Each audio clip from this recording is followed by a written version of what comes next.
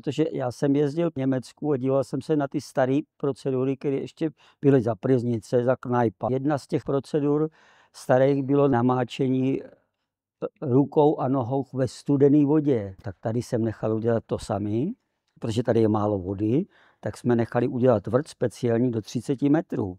No, jak se rozděloval Darkov, byl tady inženýr Kondísek jako zastupující ředitel, protože on měl na starosti jak Darkov, tak tady tohle, tak tehdy to patřilo pod Českou pojišťovnu, která byla PPF, že? Tak si mě vytipoval a vzal si mě sem. Byl jsem tady ředitel. Co mě vyděsilo, tak 4lůžkový pokoje na dětském oddělení, bez sociálního zařízení, s diagnózama, které jsou tady teď. Jedna koupelna pro postižený, pro imobilní, co jsem řval v Praze, že tudy cesta nevede, aby 4 děti postižený byly na jednom pokoji bez sociálky. Že? Dovedete si to představit? Vletěl jsem na pojišťovnu, chtěl jsem prachy. 4 oddělení jsme předělali na 2lůžkový pokoje se sociálním zařízením s 1/3 pro imobilní. To bylo teda plus. To byla první akce, kterou jsem teda tady udělal během, já nevím, 3/4 roku se to zrealizovalo. Asi 120 lůžek se bouralo. Asi 2,5 měsíce to trvalo. To byla akce přes Vánoce, to se jelo. Já jsem tady dělal stavby vedoucího. Bylo tady málo imobilních pokojů, tak se dělali pro imobilní pacienty pokoje tady na tyhle léčebně.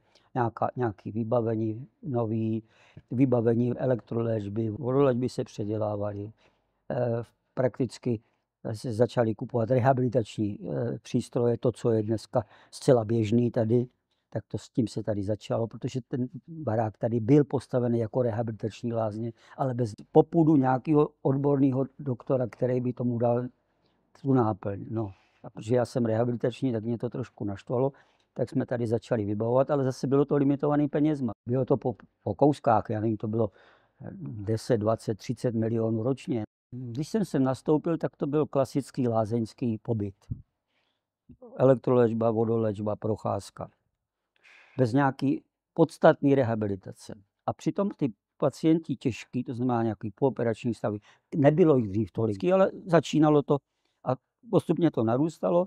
A ta potřeba ty rehabilitace samozřejmě v té medicíně byla. Ta jodová voda funguje, teď když k tomu přidáte pořádnou rehabilitaci, to znamená péči rehabilitačního pracovníka, k tomu tu vodoléčbu, k tomu ten jod, nějakou tu elektriku a hlavně teda, jak jsme řekli teď, tu péči individuální na tom cvičení, v tom je ten efekt toho podstatného pro tu rehabilitaci. No ale tak, jak šla vývoj techniky, tak se objevují přístroje, objevují se nějaké závěsné zařízení a já nevím co všecko. To tady nebylo. Tak jsme to tady začali vybavovat a dali jsme tomu směr, aby to bylo rehabilitační.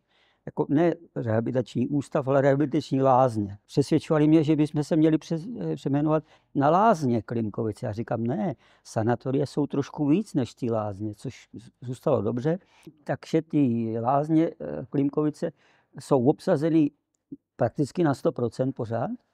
Jede to naplno a je to žádaný. A je to žádaný, protože to má ten směr té rehabilitace. Ten směr zůstal zachován a zůstalo to v povědomí odborné veřejnosti i pacientů, že jsou to jedny ze špičkových zařízení, něco mezi lázněma a rehabilitačním odborným léčebným ústavem.